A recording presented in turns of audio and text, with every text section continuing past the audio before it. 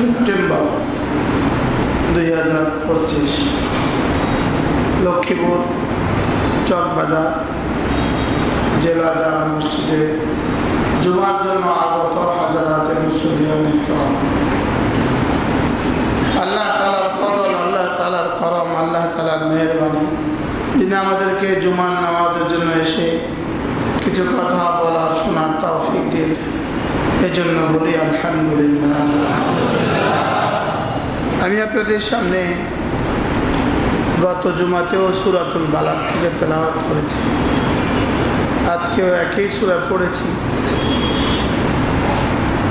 এই সূরার মধ্যে রাসূল করিম সাল্লাল্লাহু তাআলা আলাইহি সাল্লামকে আল্লাহ তাআলা বাইতুল্লাহর কসম খেয়ে এবং রাসূলের অবস্থান বর্ণনা করত। রাসূলের নামেও এটা কসম নয়, লেকিন বাইতুল্লাহর সাথে সাথে আল্লাহ তাআলা রাসূলের হালতও বয়ান করেছেন। লা উকসিমু বিহাদাল বালাদ ওয়া আনতা, আনতা মানে কি? আপনি। আল্লাহ তাআলা বলেন আমি এই শহরের কসম খেয়ে বলছি। আর এই শহর কেমন? ওয়া আনতা হিল্লুম বিহাদাল বালাদ। দুই তরজমা, একটা হলো যে এই শহরে আপনি অবস্থান করছেন, মাকানের দাম বাড়ে মাকিনের কারণে, জায়গার দাম বাড়ে জায়গাতে যিনি আছেন তার কারণে। কখনো মাকিনের কারণে মাকানের দাম বাড়ে, কখনো মাকানের কারণে মাকিনের দাম বাড়ে, বুঝছেন না? তো আল্লাহ তাআলা বলেন এই শহর এমনিই দামি, আর এই শহরকে আরো অলঙ্কৃত করেছেন আপনি। আপনি এই শহরে অবস্থান করছেন। তা আরেকটা তরজমা হলো এই শহর চিরতরে হারাম, এই শহরে হত্যা হারাম, এই শহরে গাছ কাটা পাতা ছেঁড়া হারাম, শিকার করা হারাম, শিকারের দিকে ইশারা করা হারাম, এই শহরে যুদ্ধ বিগ্রহ হারাম। সব আমি এই শহরের সম্মানার্থে করেছি, তবে একদিনের জন্য আপনার জন্য আমি এই শহরটাকেও হালাল করব না। আপনার সম্মানার্থে আমি একদিনের জন্য এই চির হারাম এই শহরকে একদিনের জন্য আপনার সম্মানার্থে আমি হালাল করে দেব। এই জন্য ফতহে মক্কার দিন আল্লাহ তাআলা রাসূলের জন্য বাইতুল্লাহকে হালাল করেছেন, যে এখানে যারা বাইতুল্লাহতে ফতহে মক্কার দিন কুফার মক্কা যারা বাইতুল্লাহতে ঢুকবে তাদেরকে বাইতুল্লাহতেও হত্যা করা যাবে। একদিনের জন্য কি করছেন? এই বিষয়টাকে আল্লাহ তাআলা হালাল করছেন। এটা আল্লাহ তাআলা বলেন ওয়া আনতা হিল্লুম বিহাযাল বালাদ। ওই একদিন পরে এই হিল্লতকে আবার তুলে নেওয়া হয়ে গেছে, আবার মনসুখ করে দেওয়া হয়েছে, এখন বাইতুল্লাহ আগের মতোই আছে। এরপরে আল্লাহ তাআলা বলেন ওয়া ওয়ালিদিন ওয়া মা ওয়ালাদ। ওয়ালিদ মানে বাবা, ওয়ালাদ মানে সন্তান। আল্লাহ তাআলা বলেন আমি বাবার কসম খেয়ে বলছি, পিতার কসম খেয়ে বলছি, সন্তানের কসম খেয়ে বলছি। পিতা মানে আদম আলাইহিস সালাম, আর সন্তান মানে আমি তুমি সে। সন্তান মানে আমরা, আমিও আপনিও তিনিও সে।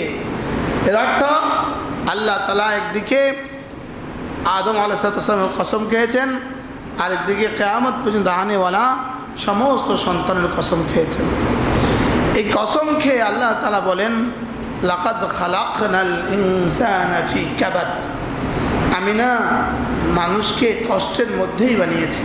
বলেন আমি মানুষকে, মানুষ দুনিয়াতে কষ্ট করবে এই জন্যই আমি তাকে বানিয়েছি। কষ্ট মানুষের নেশা। এখন কষ্ট কষ্ট দুই কষ্ট, একটা হলো আখিরাতের জন্য কষ্ট, একটা হলো দুনিয়ার জন্য কষ্ট। আল্লাহ মানুষকে কষ্টের জন্যই বানিয়েছে। সমস্ত বেঈমান দুনিয়ার জন্যই কষ্ট করে। সমস্ত বেঈমান কি? দুনিয়ার জন্যই কষ্ট করে। কষ্ট করে না এমন মানুষ নাই। কষ্ট তো সে করে দুনিয়ার জন্যই করে। আর আল্লাহ তাআলাও জানতেন বান্দা কষ্ট করবে, এদের কলিজায় দুনিয়ার নেশা এভাবে দিয়ে দিছে সে কষ্ট করবে। এটা স্বাভাবিক না অস্বাভাবিক? হ্যাঁ, ছাগলের কলিজায় বাড়ি বানাবার কোনো নেশা নাই। হ্যাঁ, এক জাররা ছাগলের কলিজায় কোনোদিন আসছে আমি এটা বাড়ি বানাই? গরুর কলিজায় এই নেশা আসছে, আজীব। মুরগি, হ্যাঁ, ঘুঘু পাখি তো নিজের খাঁচা নিজে বানায়, लेकिन মুরগি কোনদিন খাঁচা বানাইছে? হাসে কি? তো আল্লাহ তাআলা কোনো জানোয়ারকে কষ্ট করার নেশা দেন নাই, কষ্ট করার যোগ্যতা কোনো জানোয়ারকেই দেন নাই। আল্লাহ তাআলা মানুষকেই কষ্টের মধ্যে বানিয়েছেন। জন্মের আগ থেকে কষ্ট শুরু, মায়ের পেটেই তার কষ্ট শুরু। কি পরিমাণ ছোট্ট জায়গা, কি পরিমাণ বাঁকা হয়ে এসেছিল, কি হাত নাড়তে পারতো না, পা নাড়তে পারতো না, কি পরিমাণ কষ্টের মধ্যে সে ছিল। এরপরে প্রসবকালীন কষ্ট, মায়েরও কষ্ট, তারও কষ্ট। এরপরে দুধ পান করানোকালীন কষ্ট, তারও কষ্ট, নিজেরও কষ্ট। এখান থেকে কষ্ট শুরু হয়ে গেছে।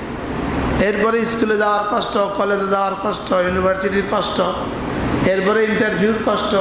পুরো জীবনের কষ্ট এক পাল্লা দিলে ইন্টারভিউর কষ্ট, একদিনের কষ্ট আরও বেশি। হ্যাঁ, একদিনের কষ্ট আরও বেশি। এরপরে চাকরির কষ্ট, এরপরে বসের কষ্ট, এরপরে কলিগের কষ্ট, এরপরে বিয়ে করবে করবে কষ্ট। মনে করে বিয়ে করলে তো আর ঝামেলা নাই, এরপরে কষ্ট আরও শুরু। এরপরে সন্তান হইলে কষ্ট, এরপরে সন্তান মাস্টার্স পাস করবে তো আর কোনো ঝামেলা নাই, এবার সন্তানের টেনশনে আরও কষ্ট। বাস্তব না বাস্তব? হ্যাঁ, এবার মনে করে যাক ছেলেটাকে তো বিয়ে করাবো, আর কষ্ট নাই, তো এবার কষ্ট আরও শুরু। বিয়ে তো করাইছে, এবার হুজুর কি ধরে বিয়ে করাইলাম হুজুর, এই জানোয়ার ঘরে না আইলে ভালো ছিল। এবার কষ্ট আরও শুরু। এবার বলে যে হুজুর জীবনে আর কোনো কষ্ট নাই, শুধু একটা কষ্ট, নাইনাতকুর হয় না। এবার দোয়া দোয়া করে করে নাইনাতকুর হয়েছে, এখন নাতিনে এই পরিমাণ জ্বালায় হুজুর রাতের ঘুম হারাম। লাকাদ খালাকনাল ইনসানা ফি কাবাদ, আমি মানুষকে কষ্টের জন্যই বানিয়েছি। তো কিছু কষ্ট আছে, এটার কষ্টের পুরস্কার তুমি দুনিয়াতে কিছু পাবা, আর কিছু কষ্ট আছে আখিরাতের কষ্ট। এই পুরস্কার দুনিয়াতে কিছু পাবেন আর আখিরাতে পুরোটা পাবেন। এই জন্য যার 5 ওয়াক্ত নামাজের কষ্ট তাহাম্মুল করে, বরদাস্ত করে, যে 5 ওয়াক্ত নামাজের কষ্ট বরদাস্ত করে, ফজর, জোহর, আসর, মাগরিব, ইশা, এই কষ্ট যে বরদাস্ত করে, তো রব তাকে হাসরের ময়দানের সমস্ত কষ্ট থেকে বাঁচায় দেয়। কবরের কষ্ট থেকে আল্লাহ তাআলা তাকে বাঁচিয়ে দেয়। কষ্ট উঠাইলো কদ্দুর, আর কত কষ্ট থেকে বেঁচে গেল। ফজরের কষ্ট, কষ্ট তো আছেই, ফজরে উঠার কষ্ট একটু তো আছেই, লেকিন এই কষ্ট কি কবরের কষ্টের সমান? জাযাউল আমালি বিজিনসিহি, আল্লাহ তাআলা আমলের যাজা দান করেন সেই মতো, কষ্ট যেমন পুরস্কার তেমন।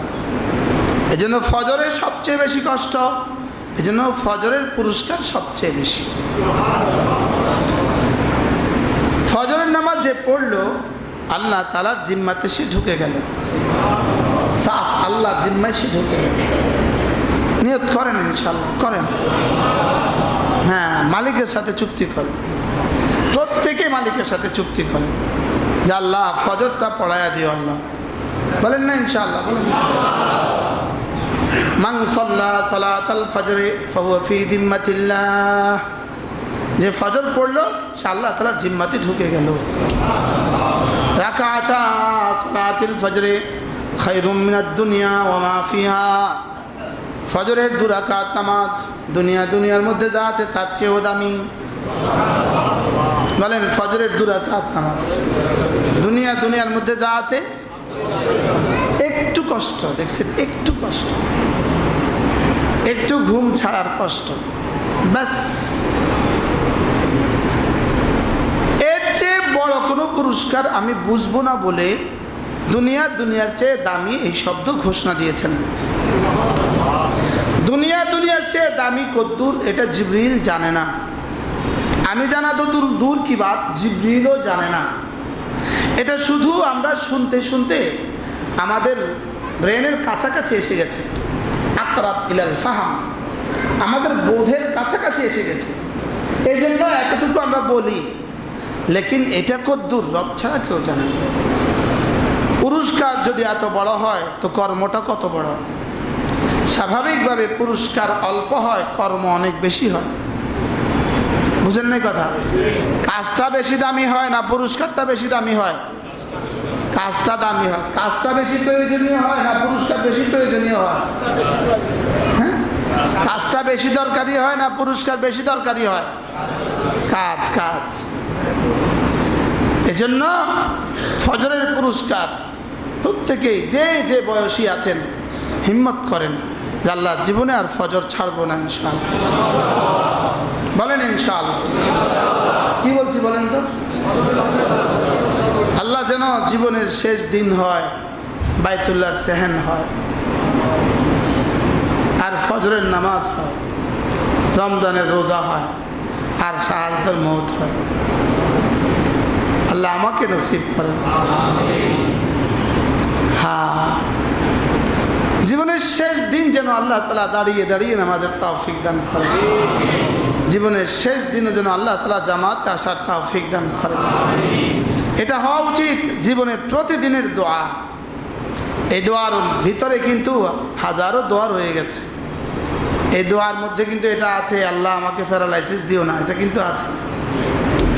এই দোয়ার মধ্যে আল্লাহ আমাকে আরজালে ওমর দিয়ে বিছানায় শুইয়ে দিও না, এটাও কিন্তু আছে। আল্লাহ এই দোয়ার মধ্যে কিন্তু এটাও আছে, জেলখানায় দিও না, এটাও আছে। হাসপাতালে রেখে দিও না, এটাও আছে। আইসিইউতে ঢুকিও না, এটাও আছে। কি কি দোয়া এর মধ্যে নাই বলেন? হ্যাঁ, এই দোয়ার মধ্যে কিন্তু আছে, আল্লাহ আমার মৃত্যুর দিন কিন্তু তুফান দিও না, আমার মৃত্যুর দিন কিন্তু ভূমিকম্প দিও না। অর্থাৎ আপনার জীবনের যা যা লাগে সব এই দোয়ার মধ্যে আছে। লেকিন উচ্ছ্বাসের সাথে আমিনও বলেন নাই যে তো দোয়া এটা আর কি। জীবনের শেষ নামাজ যেন রব আমাকে জামাতের সাথে পড়ার তৌফিক দান করেন, আমার জন্য দোয়া করে দেন আল্লাহ তাকে জীবনের শেষ নামাজটাও জামাতের সাথে পড়ার তৌফিক দিন। আল্লাহ তাআলা বান্দাকে কষ্টের জন্যই বানিয়েছেন। বলেন, ঠিক মতোই আপনি মাল কেনার জন্য ফজরের আগে ঢাকা যেতে পারেন, এবারে ঠিক হয় না। যেদিন মোকামে যাবেন সেদিন ফজরের আগে কিন্তু আপনি উঠতে পারেন, 4টা বাজে কিন্তু উঠতে পারেন।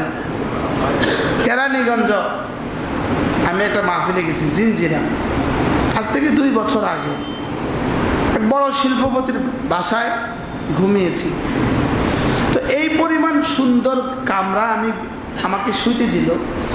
ওই কামরাটা আমার আর ঘুম আসছিল না, দরজা বন্ধ করে, যে দরজাটা যদি বন্ধ থাকে তাইলে আমার যদি মৃত্যু হয় তাহলে তাদের এই দরজাটা ভাঙতে হবে। এই কথা মনে করো তো, আমি দরজার ছিটকারিটা না লাগাইয়া, ছিটকিনি না লাগাইয়া আমি শুইছি। তো ফজরে বাড়িওয়ালা আসছে জাগাবার জন্য, বাড়িওয়ালার ছেলে তো জাগাতে আইসা দরজা খোলা পাইছে। বুঝুন আপনি দরজা লাগিয়ে ঘুমালেন না? তাই বলতেছি আপনাদের এত দামি দরজাটা ভাঙ্গা লাগবে, এই জন্য আমি আর দরজা লাগাইয়া ঘুমাইনি। তো বলতেছে হুজুর বিষয়টা একটা ঘটছে। কি? এই রুমে আব্বা থাকতো।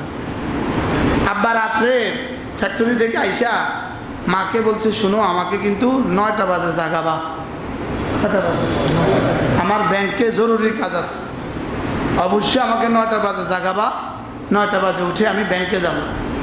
ফজরের উঠা কয়টা বাজে? তো আম্মা 9টা বাজে তাকে জাগাইতে গেছে, দেখে যে দরজা তো আর খোলে না, কোনোভাবেই দরজা তো আর খোলে না। আম্মা চিৎকার শুরু করছে, পরে দরজা ভাঙ্গে আমরা ঢুকছি, ঢুকে বাবাকে মৃত পাইছি। মানে ওই রুমেই আমি দরজা লাগাই নাই। আজীব বিষয় না?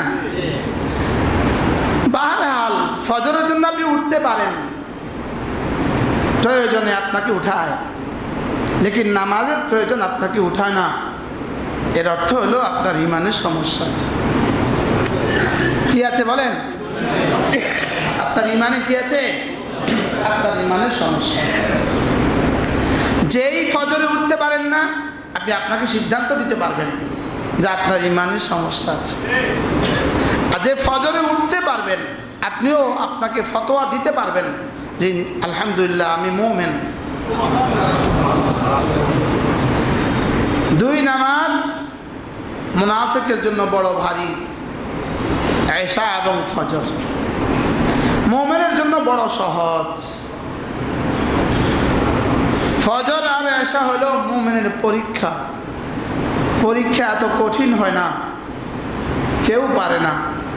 এত সহজও হয় না যে সকলেই পারে। কি বলছি বলেন? সকলেই পারে, আর এত কঠিন হয় না, কেউ পারে। এজন্য ফজর তো কঠিন, লেকিন সকলেই পারে না, বিষয়টা এরকম না। রাত 2টা বাজে ঘরে যায় ঘুমাইতাম আব্বার সাথে, আব্বার পাশের রুমে। মাহফিল শেষ করে ঘরে গেছি 2টা বাজে 3টা বাজে, ফজরে আজানের সঙ্গে সঙ্গে আব্বা জাগাইতো। এটা ভাবতো না যে ওরা একটু পরে উঠেই না। 9টা তো দূর, কি বাদ দূর, একামাত্র আগে উঠাইলে কি হইতো, যাক আরো 40 মিনিট আছে, ভূত একটু ঘুমাক। না না, ফজরের আজান হয়েছে, জাগানো শুরু। একবার দুইবার জাগা, তৃতীয়বার কইতো বুড়াকালে ফিটা খাচ্ছে, উঠে যা, বুড়াকালে ফিটা খাচ্ছে। আল্লাহ আমার আব্বার খবরকে জান্নাতে একটু প্রদান। সব সময় বলতো, আব্বা বলতো এরে জামাত ছাড়া কিসের নামাজ? আব্বা বলতো জামাত ছাড়া কিসের নামাজ? এটা ছিল আব্বার আওয়াজ। জামাত ছাড়া আবার কিসের নামাজ? বলেন, জামাত ছাড়া কিসের নামাজ? বলেন, পুরুষের জামাত ছাড়া আবার কিসের নামাজ? এই জন্য ফজরের কষ্ট করবো তো ইনশাআল্লাহ। লাকাদ খালাকনাল ইনসানা ফি কাবাদ, মানুষ আমি তোমাকে কষ্টের মধ্যেই বানিয়েছি। এবার আল্লাহ তাআলা বলেন, হায় মানুষ, তুমি কি ভেবেছ তোমার উপরে ক্ষমতাধর আর কেউ নাই? আয়াহসাবু আল্লান ইয়াকদির আলাইহি আহাদ, তুমি কি মনে করে আছো তোমার উপরে আর কেউ ক্ষমতাধর নাই? গত 16 বছরের লেডি ফেরাউন জীবনে একবারের জন্য তার এই কথা হয়তো কল্পনায়ও আসে নাই যে আমাকে নোয়াবার মতো কেউ আছে। লেকিন বাচ্চারা নোয়া দিছে, ওরা নোয়াইছে যাদের উপরে নোয়াবার কল্পনাও কেউ করে না। জিবরিলও যেন জানতো না এই হাফ প্যান্ট ফেন্দিন না বাচ্চারা ঢিল ছুড়বে। বাস্তব না বাস্তব?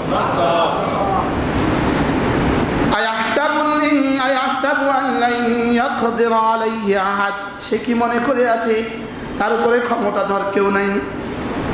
প্রত্যেকে ভাবা উচিত আমার উপরে আরেকজন আছে। বলেন বলেন বলেন, আমার উপরে কি আছে? ওরা যেমন ভাবে নাই, আমরাও না ভাবার কোনো কারণ নাই। এতটার পরেও মানুষ শিক্ষা নেয় না। যেই সে, বলেন না বাস্তব না বাস্তব? হ্যাঁ, যেই সে 16টা বছর এই পরিমাণ নির্যাতিত হয়ে আবার যেই সে, আবার যেই সে। বাস্তব না বাস্তব? চাঁদাবাজি করতে কেন কলিজা কাঁপে না? বলে আবার তো আসলে কি হবে, আবার ফিরে আসলে কি হবে?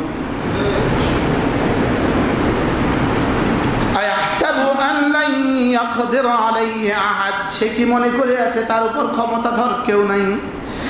আমার মনে হয় বান্দার প্রতিটা নাফরমানির সময়ে, প্রতিটা গুনাহের সময়ে যেন আসমান থেকে আয়াত পুনরাবৃত্তি হয়, রিপিট হয়।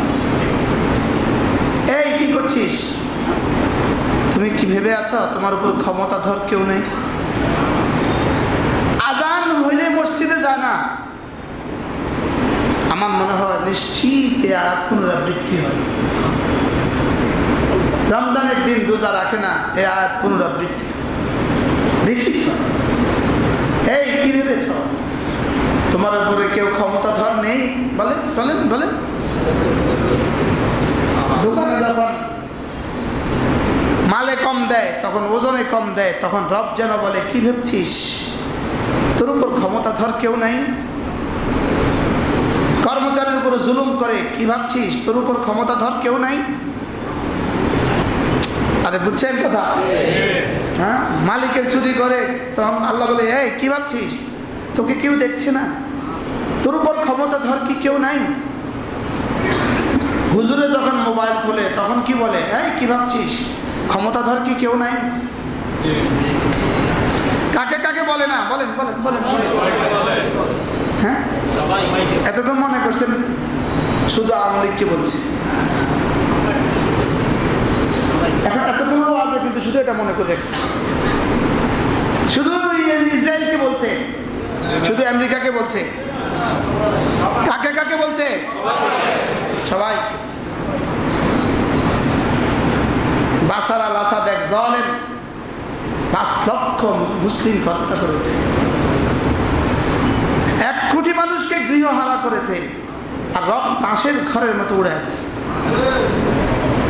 তাসের ঘর কাকে বলে? ক্ষণস্থায়ী নিবাস। তাসের ঘরের মতো তাকে উড়িয়ে দিচ্ছে। আয়াহসাবু আল্লান ইয়াকদির আলাইহি আহাদ, আয়াহসাবু আল্লাম ইয়ারাহু আহাদ।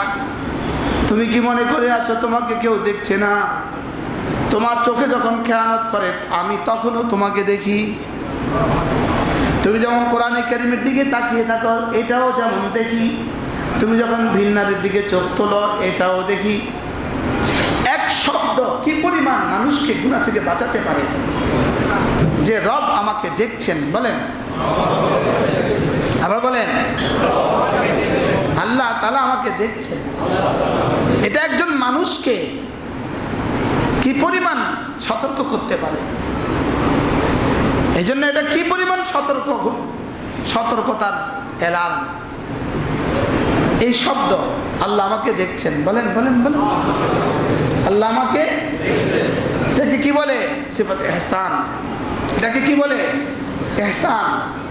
যদি কারো কলিজায় এই কথা আসে এটাকে বলে ইহসান। এটাকে কি বলে? বলেন বলেন, আল্লাহ আমাকে দেখছেন। কোন কোন হালতে? হ্যাঁ, ঘরে, বাহিরে, মসজিদে, বিমানে, এয়ারপোর্টে,